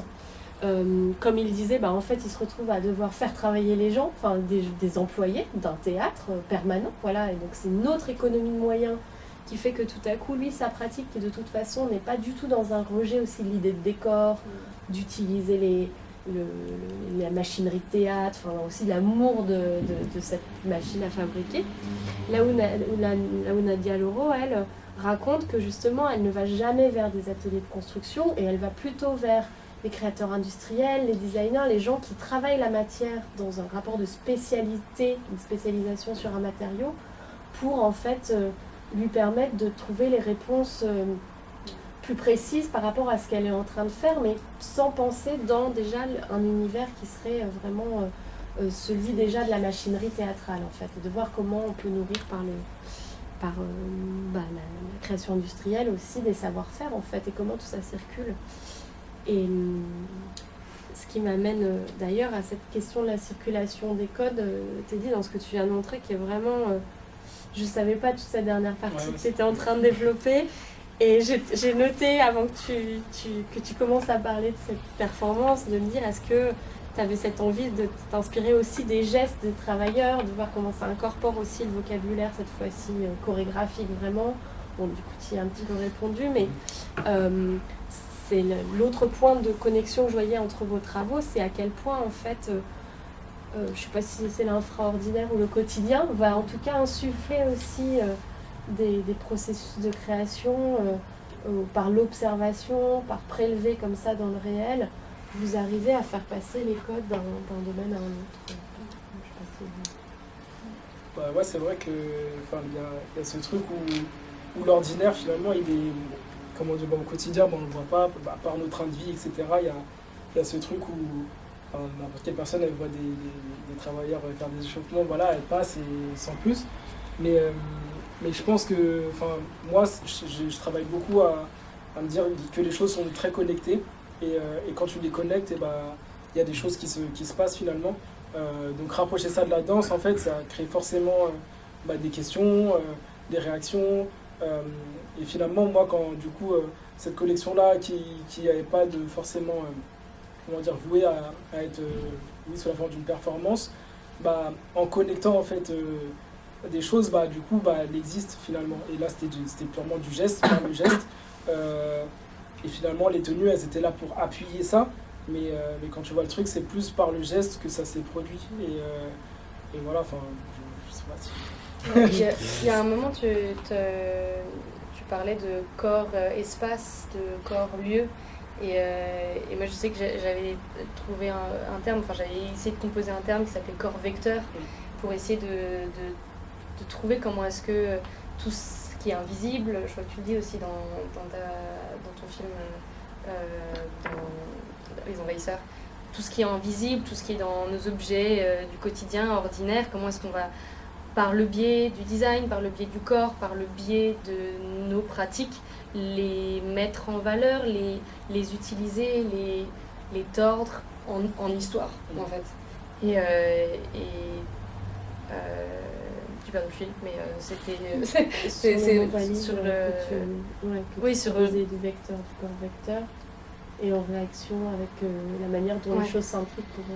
Oui, c'est vraiment cette idée d'avoir un matériau infini avec les gestes du quotidien, les espaces et les objets qui nous entourent, pour finalement créer un nouveau monde infini d'histoire et d'objets, que ce soit du corps, du vêtement ou du spectacle. Non, oui, moi je réagis à ce que disait Teddy à l'instant, c'est-à-dire que je pense qu'effectivement vous êtes vraiment dans une espèce de transdisciplinarité. C'est-à-dire que vous faites exposer les carcans, ce qui est assez intéressant dans vos démarches, l'un comme l'autre. cette espèce de mise en case et en cage qui est assez symptomatique à la fois de la pensée européenne mais très française aussi. Et que finalement, effectivement, je pose la question avec beaucoup de malice, c'est-à-dire que quelque part, d'abord je pense que Teddy, vous montrez que vous utilisez des méthodes ou une méthodologie de designer, mais pour faire autre chose. Et puis, peut-être que dans ce que vous disiez, il y a quelque chose de très intéressant, c'est les gestes. La gestuelle, le rapport effectivement au corps, mais ça c'est aussi l'industrie. Les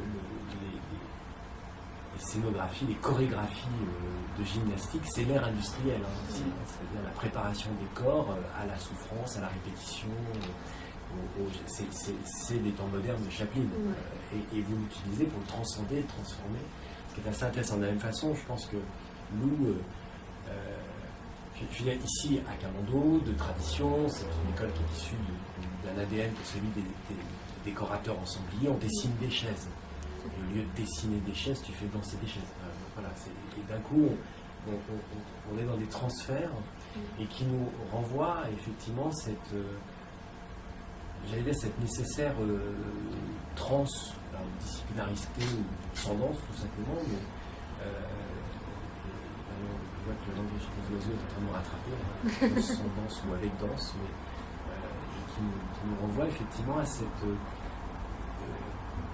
cette manière d'aborder le monde et le réel. Et effectivement, le dénominateur commun dans ce que vous faites tous les deux, c'est le corps. Ça part d'une observation, d'une action du corps, effectivement, pour produire alors de la narration, je disais Lou, mais aussi de l'expérience, parce que je pense que c'est un peu les deux, voire beaucoup les deux, mêlés.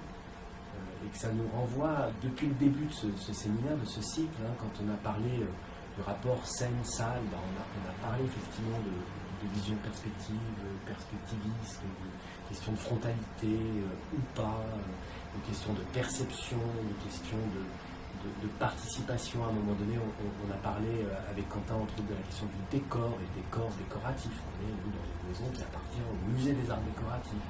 On s'aperçoit que tout ça, à quel point c'est lié, effectivement, et à quel point l'architecture intérieure, le design s'intéresse à organiser le spectacle de la vie. Lui-même disait le cadre de la vie contemporaine, déjà un cadre, c'est cadré, voilà, le cadre, et c'est plutôt la manière d'y exister. Je trouve que c'est effectivement intéressant, mais c'est là où je trouve que l'idée, ce qui a été dit, de faire une collection, pas une collection, de faire de la performance ou pas de la performance, en fait, je pense que là, il y a effectivement un fil très intéressant en termes de production de connaissances, mais aussi sur le process, la narration de cette espèce d'aventure intellectuelle qui mène, on ne sait pas vraiment où, en fait, et si on est en plein dans le projet.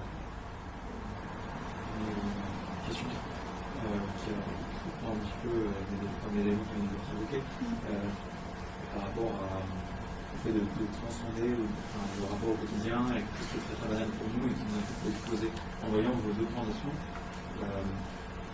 Il y a un film pour moi qui est très fort entre les deux, qui est le rapport à la performance ou à Penning, et à ce qui est totalement banal et habituel pour nous, auquel on ne fait pas attention, et tout d'un coup vous nous donnez une décharge électrique, un rôle de gare ou une chaise banale.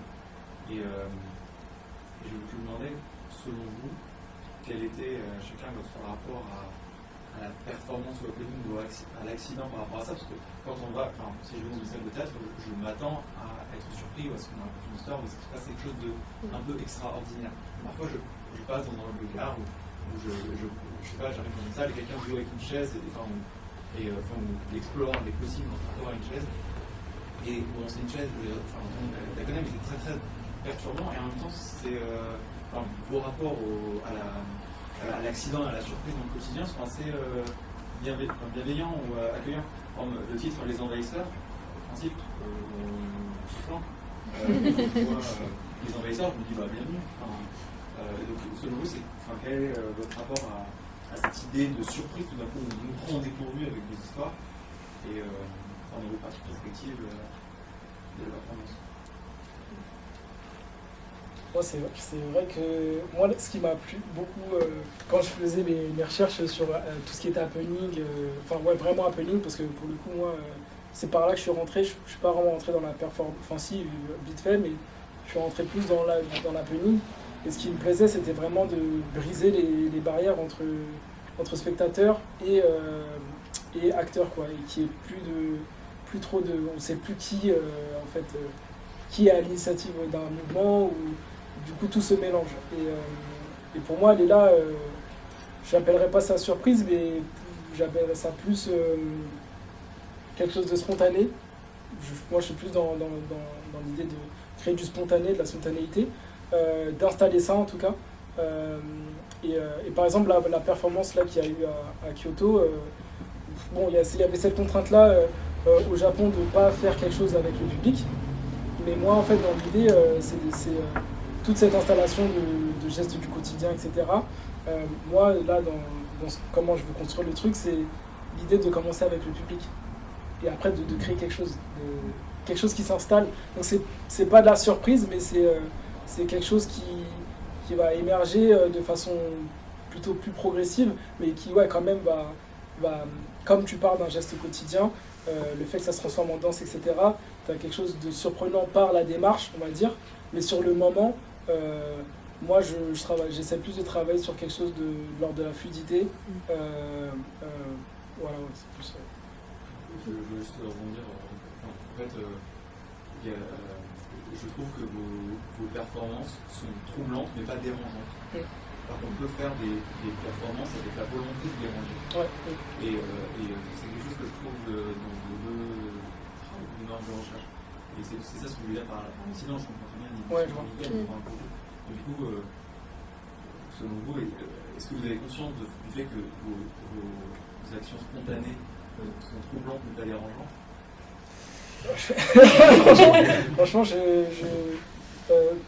troublante. Enfin, franchement, je sais, moi, je m'en rendais pas compte parce que il y a ce truc où, sur le moment, en tout cas, sur l'instant, il y a enfin, je pense que ça crée des, enfin, c'est plus dans le sourire. Et, enfin, je sais pas comment dire, mais troublante, j'avoue, j'avais pas forcément fait. Je me suis pas, comment dire, quand je fais ces performances-là, je me demande pas forcément comment les gens vont réagir. Je me dis plus, moi je parle plus de connexion, enfin je m'attends plus à ce que les gens fassent des connexions, qu'elles soient bonnes ou mauvaises, mais qu'il y ait en tout cas une friction, une connexion. Et après, ouais, j'avoue, je me suis jamais posé la question de troublante.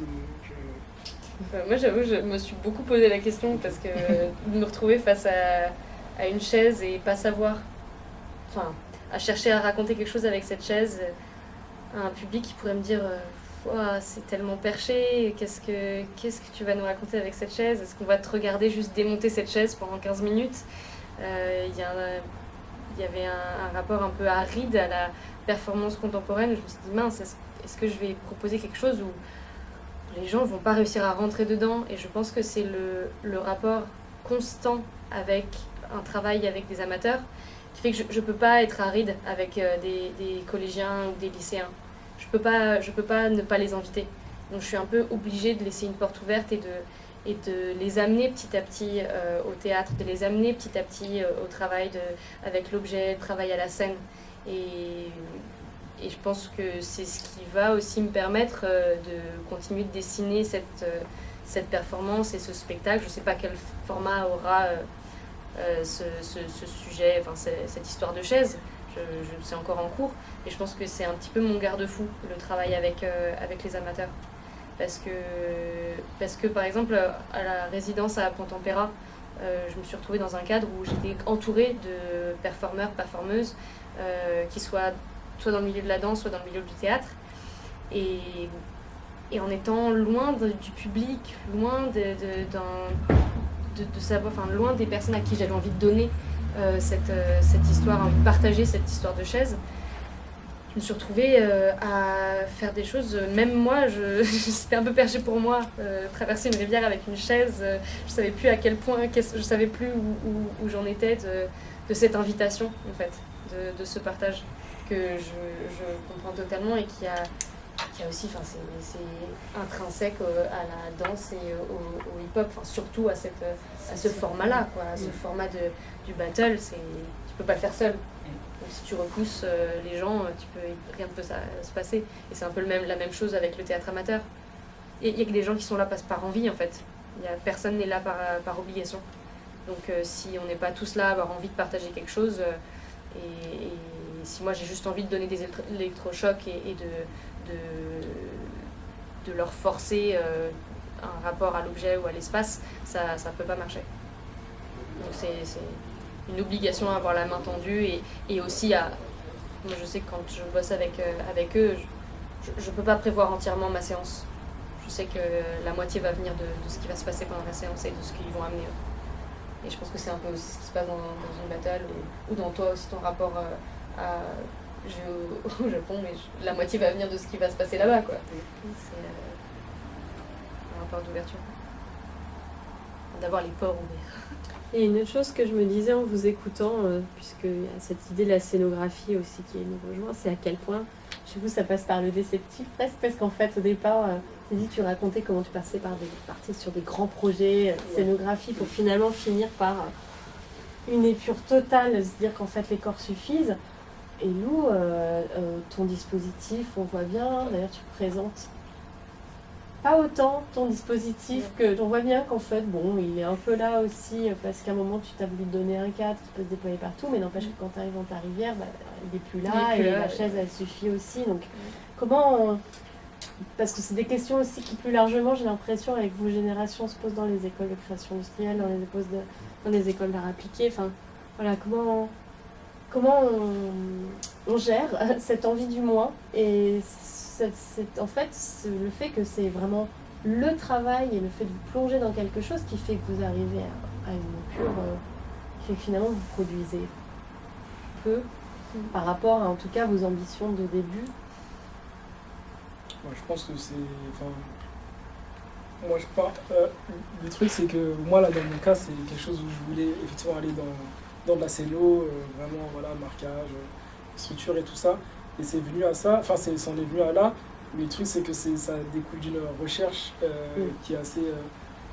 vraiment, qui est plutôt poussée.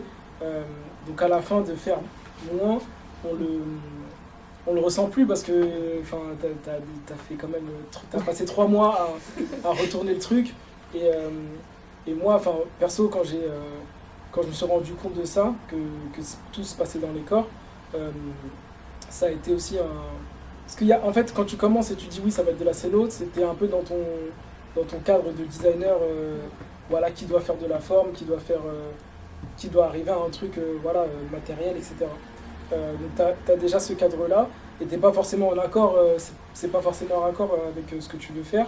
Et en fait, le fait d'aller chercher et de se rendre compte qu'en fait que c'est pas ça, mais que ça passe par les corps, là, dans mon cas, ça a été...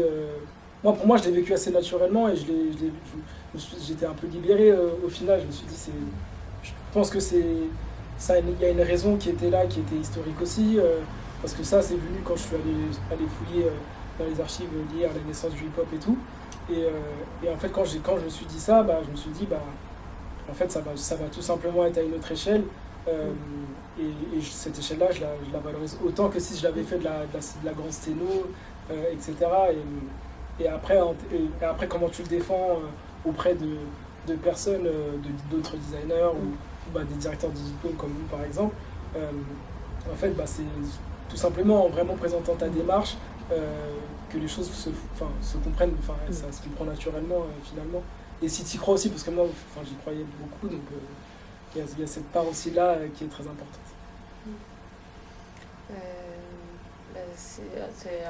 Dans ce que tu disais, il y a beaucoup de vrai. Quand j'ai fait mon sujet libre avec cette structure, c'était aussi me plier à l'exercice du designer qui sort d'une école et qui dessine, qui doit dessiner, qui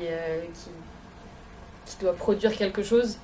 Et en fait, c'est en rebossant la présentation pour aujourd'hui que je me suis retrouvée à me dire, mais en fait, cette structure, je ne l'ai pas faite tout de suite en sortant de Camondo comme je m'étais imaginé la faire, parce que je ne l'acceptais pas, parce que je trouvais que c'était encore du trop, que c'était du bavardage, que c'était justement que ça m'avait empêché d'être dans l'épure totale et de rester jusqu'avec ma chaise. Et en fait, en rebossant cette présentation, je me suis dit, mais si je l'imagine plus comme une scénographie, parce que tout d'un coup, c'était un peu absurde par rapport à mon mémoire. J'écrivais, l'histoire doit venir de l'objet qui est déjà là, et je me retrouve à dessiner un truc par-dessus. Alors du coup, qui a écrit l'histoire? Est-ce que c'est la scéno, enfin c'est qui de la poule ou de l'œuf? Et là, je repensais à la présentation de Raphaël Patou, qui nous parlait justement d'une scénographie outil. Et quand j'ai regardé cette micro-architecture, je me suis dit, mais en fait, c'est aussi tout simplement un laboratoire. Et de se construire un laboratoire, c'est peut-être être dans le petit dessin, le plus petit dessin. Ce n'est plus aller dessiner un objet, mais c'est aller dessiner ce qui va me permettre d'écrire des histoires qui sont immatérielles, qui ne sont plus dans la production, qui ne sont pas dans je produis un objet de plus dans ce monde. C'est juste un laboratoire pour analyser ce monde et le remâcher par le biais du théâtre. Donc je sais pas, ça se trouve dans 2 jours je me dirai encore non, c'est du bavardage, encore cette structure. Mais là aujourd'hui j'en suis à un point où je me dis, je suis passée par le diplôme en le présentant, cette scénographie, mais en n'étant pas dans l'acceptation totale d'avoir produit cette scénographie. Et aujourd'hui je me la réapproprie un petit peu par un changement juste un changement de sémantique. C'est plus une scénographie, c'est un outil. Et alors peut-être pour finir quand même, parce que c'est quelque chose qu'on retrouve là aussi dans vos 2 pratiques. Oh, il y a Margaret en vidéo. Oui. Wow. Margaret qui est la directrice de Toulon. Depuis tout à l'heure. Avec attention. Oui, j'allais dire donc pour finir peut-être une dernière question, parce que c'est quelque chose qu'on retrouve dans vos 2 pratiques, c'est le passage aussi par le film. Par rapport à toute la pratique live, qu'est-ce que pour vous, l'usage du film vient déplacer, ou est-ce que peut-être ça vous a fait repenser aussi certains des aspects de votre travail, ou pas du tout d'ailleurs, parce qu'on comprend bien chez l'un comme chez l'autre que le film n'est pas juste une trace ou une captation. Ça rejoint ta question sur l'éphémère, Alexis. Le film n'a pas vocation à juste capter un moment de recherche. C'est vraiment une fin en soi, là, pour le coup, dans vos 2. Oui. Moi, tout le travail avec Alexandre me fait construire aussi petit à petit une idée de ce que c'est que le film.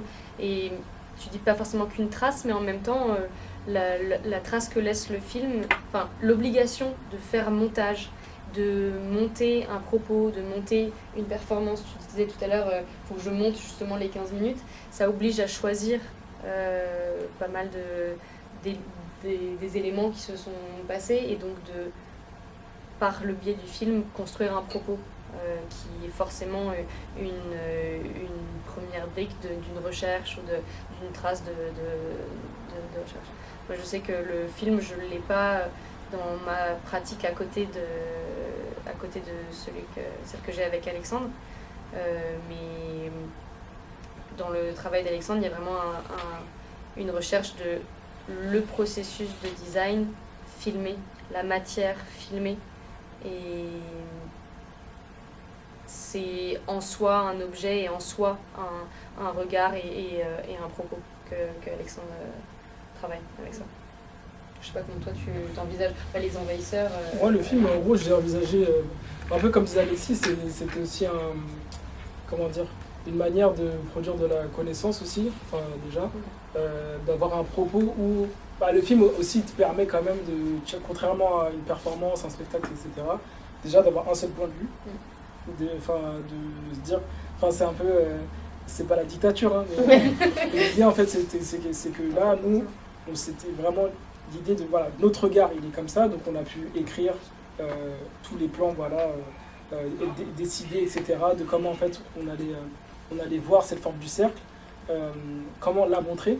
Et le film en fait permettait ça, c'était de le montrer sous un regard qui était vraiment le nôtre pour le coup, et d'essayer de transmettre ça par le film. Enfin, le film en gros ça permet, pour moi en tout cas, le film permet de pas, c'est pas de pas se louper, mais contrairement à une performance où et ce qui est bien, une performance, tu peux avoir une part d'inattendu, t'as de la surprise, et c'est ça qui fait que c'est cool et que c'est vivant.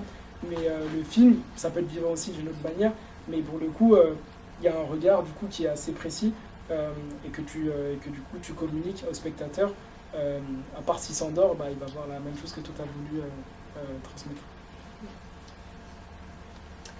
Est-ce qu'il reste des choses sur lesquelles vous voulez revenir? Sinon on arrive au bout de notre session.